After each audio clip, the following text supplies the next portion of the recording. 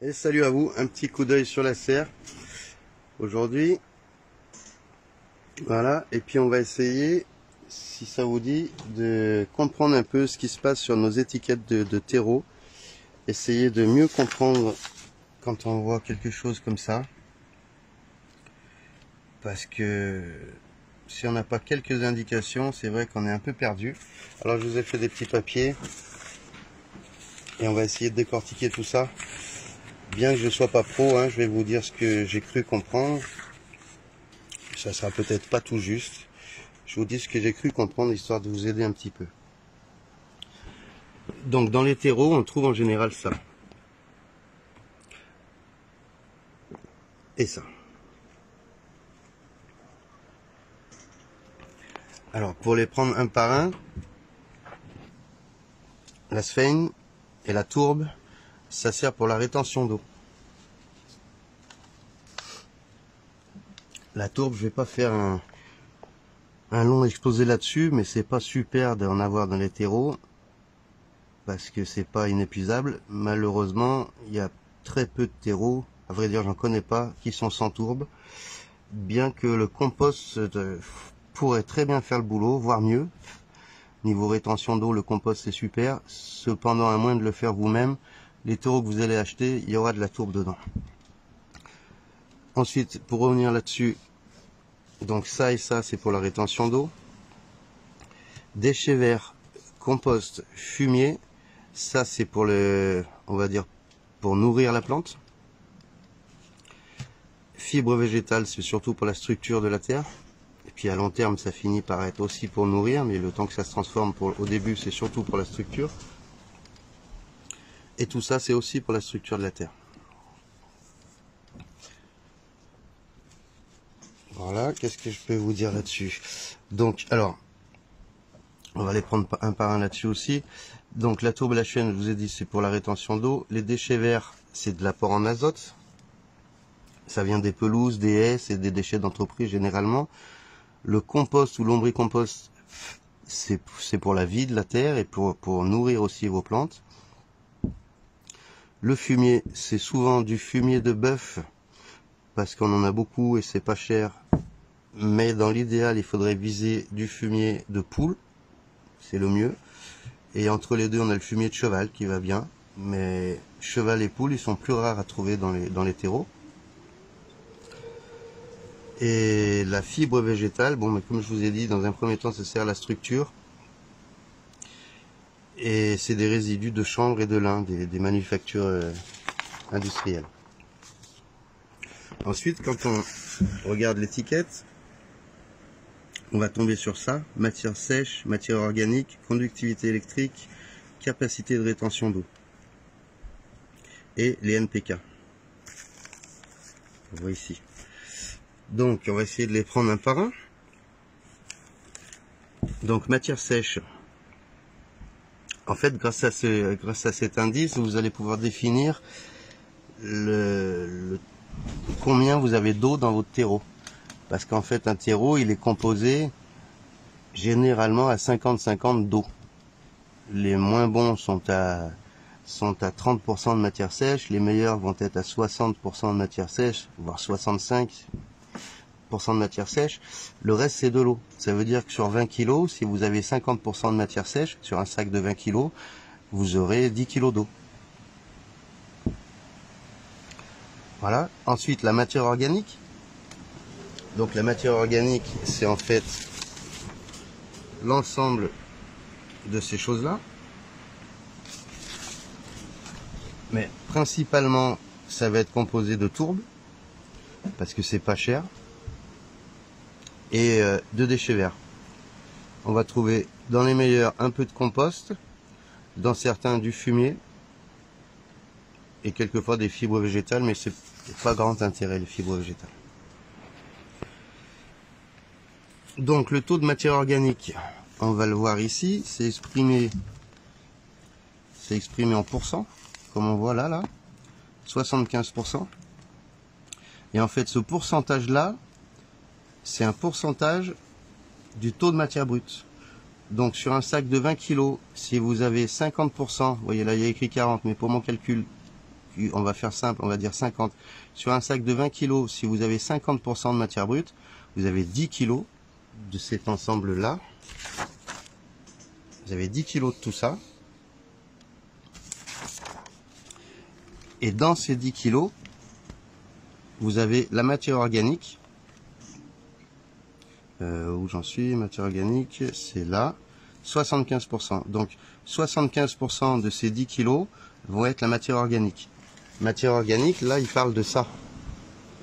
De déchets verts, compost et fumier.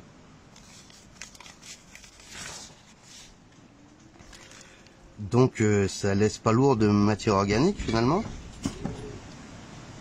C'est pourtant ce qui nous intéresse à nous. Il faut chercher à avoir un fort taux de matière organique.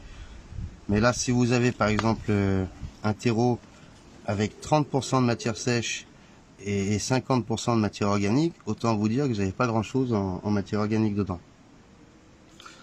Ensuite, vous avez la conductivité électrique. Alors ça, c'est encore toute une histoire que je ne saurais même pas vous expliquer correctement. Mais en tout cas, je peux vous dire, pour dégrossir brièvement, que plus le taux va être élevé, plus vous allez avoir des minéraux dans votre terreau. À 40, là je vois qu'on est à 40, c'est pas mal. À 20, 25, on essaie du terreau qui va pas faire l'affaire du tout. Et voilà. Bien que ce qui a marqué sur les étiquettes, ça reste ce qui a marqué sur les étiquettes. Hein. Ça ne veut pas dire forcément que ça soit vrai. Il ne faut pas se fier complètement à l'étiquette. Ça, c'est une indication en fait. C'est ce qu'ils veulent vous faire croire en tout cas. Et là, on essaye de l'expliquer. Ensuite, vous avez la capacité de rétention d'eau. Donc ça, c'est important pour ne pas avoir arrosé tous les jours. Il faut quand même que ça garde l'eau. Donc lui, il a 80%. Bon, ça a l'air bien. Ça fait une grosse éponge. Celui-ci, c'est le casino. Donc celui-ci, c'est une grosse éponge en fait. 80% de rétention d'eau, c'est beaucoup. Sur lequel ils ont mis de l'engrais. Vous voyez les NPK là. C'est une éponge avec de l'engrais dessus. Voilà. Donc, pour revenir à mes petits papiers. Taux de matière sèche, on a fait. Taux de matière organique, on sait maintenant que c'est un pourcentage du taux de matière sèche. Capacité de rétention d'eau, on a compris. J'avais mis un exemple, par exemple du sable, il y a peu de rétention d'eau, du compost, il y a une forte rétention d'eau. C'est exprimé en millilitres par litre, ml. Conductivité électrique, comme j'ai dit, pour faire simple, plus la valeur est élevée, plus les minéraux seront présents. 25, c'est pas terrible, 40, 60 c'est rare, hein, mais 40, 45, c'est ce qu'on trouve en moyenne. Ensuite, on va passer au pH. Le pH, on le voit ici, il est à 6. Ça, c'est un terreau plutôt pour... je vais pas dire... C'est assez acide en fait. Au jardin, on préférait avoir 6, 5, 7. C'est plus sympa. C'est selon les cultures en fait. Si vous avez des cactus, des trucs qui ont besoin d'une terre acide, choisissez un terreau avec un pH au chiffre peu élevé. Bon, en dessous de 6, vous allez difficilement trouver, peut-être aller 5 pour les terreaux spécifiques au cactus, mais pour les terreaux généralistes, ça va être entre 6 et 7,5. Et nous, pour le jardin, ce qui nous intéresse, ça serait plutôt 6, 5, 7 que 6. Et ensuite, on passe aux engrais. Et les engrais, ils appellent ça les NPK en fait. C'est l'azote, le phosphore et le potassium. Donc, on vient sur mon petit papier. L'azote, ça sert surtout pour le développement des feuilles, le développement de tout ce qui est vert, la croissance notamment. Le phosphore, c'est utile à l'enracinement, un bon enracinement. Si vous avez un bon taux de phosphore, vous pouvez penser que niveau racine, ça va être pas trop mal. Et le potassium, ça sert surtout à la floraison. Donc même chose, selon l'application, la plante que vous plantez, il faudra trouver le bon compromis entre NPK. Voilà, c'est pas toujours Les chiffres les plus forts, ça ne veut pas dire que ça sera le meilleur. Ça sera surtout en fonction de ce que vous allez planter. Certaines plantes ont besoin d'azote. D'autres fois, selon l'époque, vous allez avoir besoin d'un terreau de floraison, donc plus fort en K. Et phosphore, en général, il en faut, puisque c'est pour les racines, et que, comme on sait, des racines, c'est très important.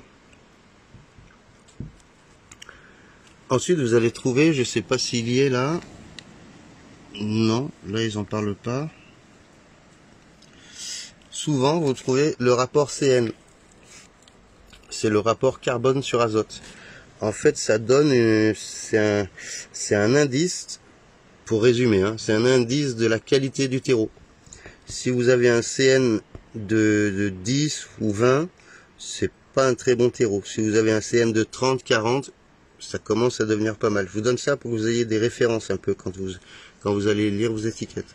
30, 40, on commence à être sur un bon terreau. Alors, qu'est-ce que j'ai noté d'autre?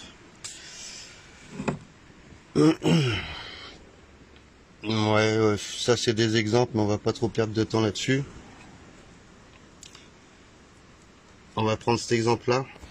Par exemple, un terreau plutôt pas mal pour les semis.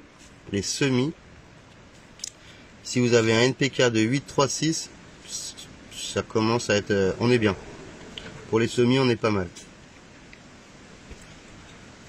Si vous avez une matière sèche de 55%, ça c'est pas pour les semis, c'est en général, on est bien.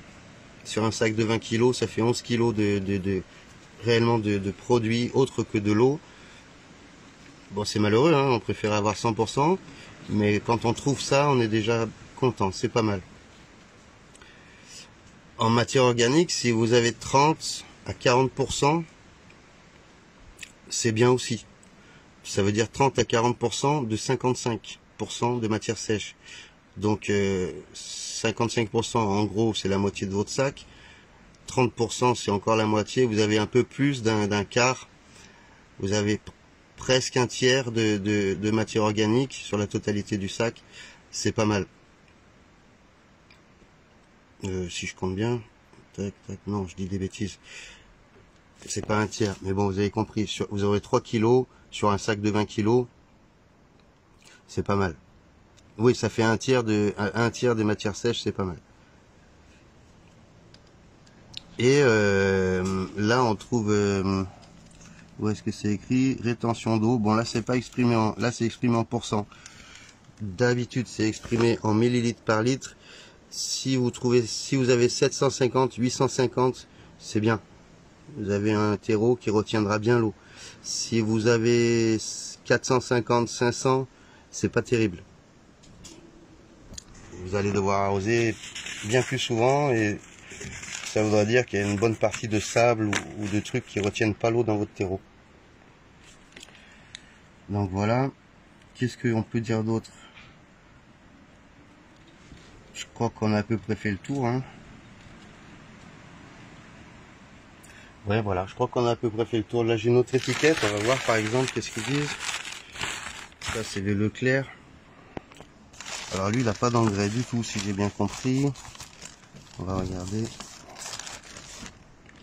Après, ça reste des étiquettes. Ça ne veut pas dire que c'est forcément vrai ce qu'ils racontent. Alors, qu'est-ce qu'ils disent? Matière sèche, 100% du produit, 45%. Donc c'est moins de la moitié. Vous avez plus de la moitié du sac qui est composé d'eau. Matière organique, 55%.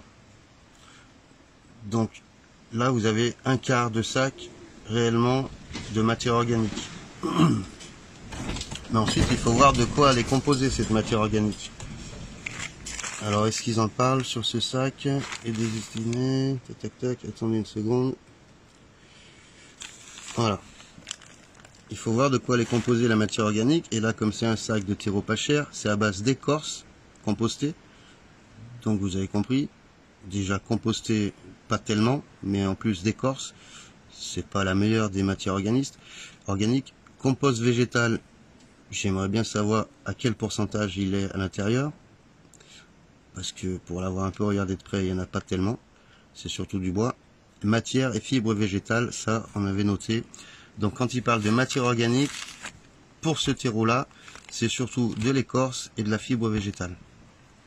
Ça, c'est le Leclerc, vous vous rappelez de l'autre expérience. Qu'est-ce qu'on voit sur celui-ci? Capacité de rétention d'eau, support de culture 50%. Ouais, il parle encore en pourcent. Normalement, c'est pas exprimé comme ça. pH 6,8. Donc ça c'est un peu mieux que l'autre qu'on vient de voir qui était à 6, je crois.